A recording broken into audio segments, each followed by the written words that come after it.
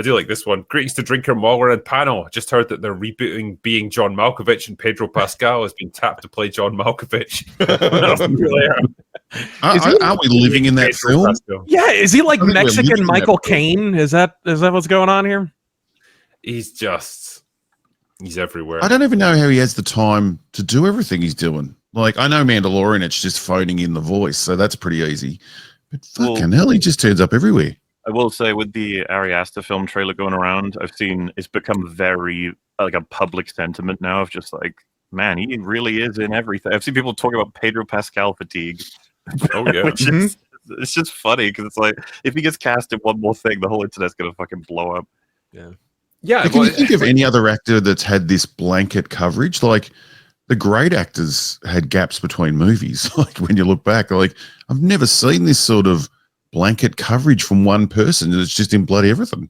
I can see why he's doing it though, because he's 50. Oh yeah, right. And like, great with a glow stick. Running out. Like, his time as like a leading man is finite, and like once you get past 50, those roles do start to dry up. So I imagine he's trying to make hay while the sun shines on this one. But at the same time, it doesn't remove the fact that like it's just really fucking annoying seeing him show up in everything.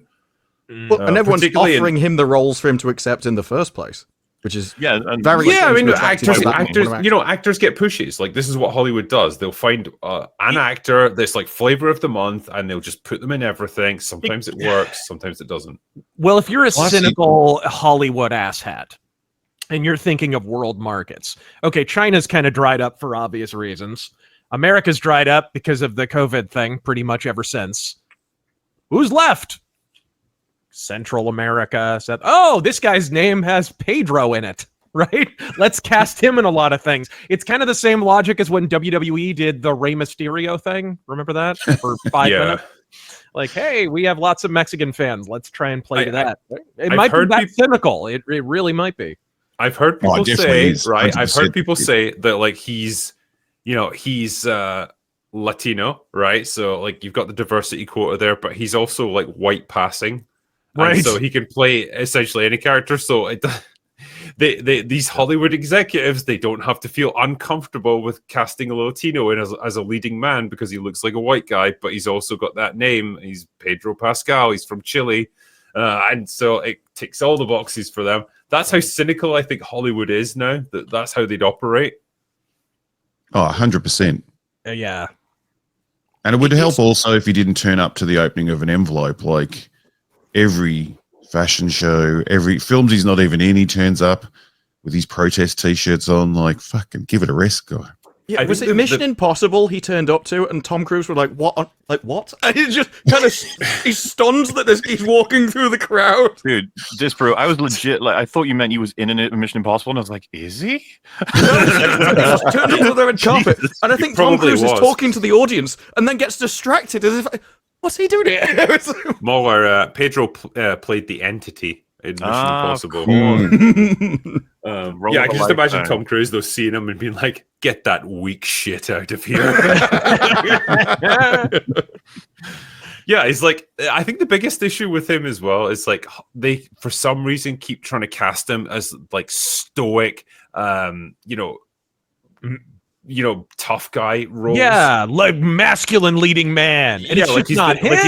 Like he's the new fucking Charles Bronson or something. It's like, fuck off. This guy is like sucking a rainbow.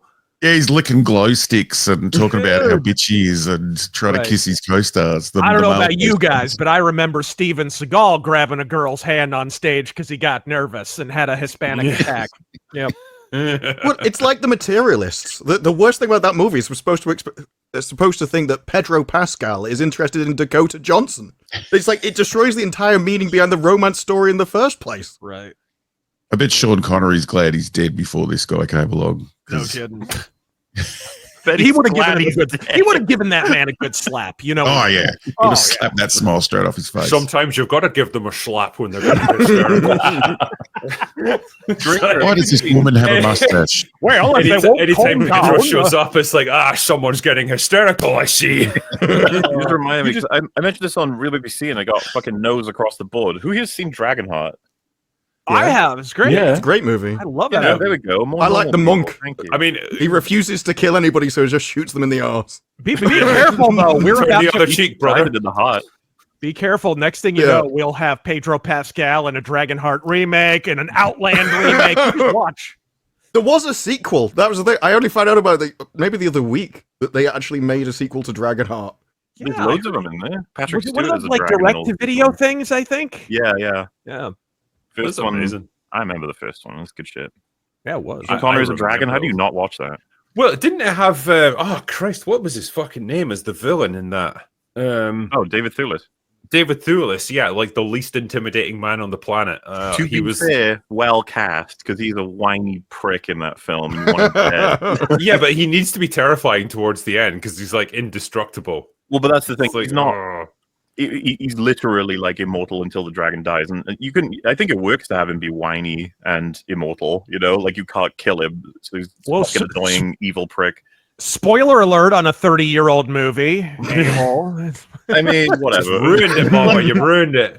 Because the whole point of the movie doesn't really come from him being terrifying so much as can you kill something you love to take out something horrible? Yeah, Right. And we don't get that plot line in movies anymore. Like No. everything's all peace, we're all equal. Let's all sing "Kumbaya" by the firelight. Nobody is willing to go down the darker element of what would you do to stop something worse. It's like Yeah, Doctor Who, The Children of Earth. The ending of that is incredible, and nobody does it anymore. Dennis Quaid's character, right, blames the dragon for corrupting the prince the whole film until the end he realizes that it's just like he didn't corrupt shit. That kid was a piece of shit from the get-go. Yeah. The big old arc.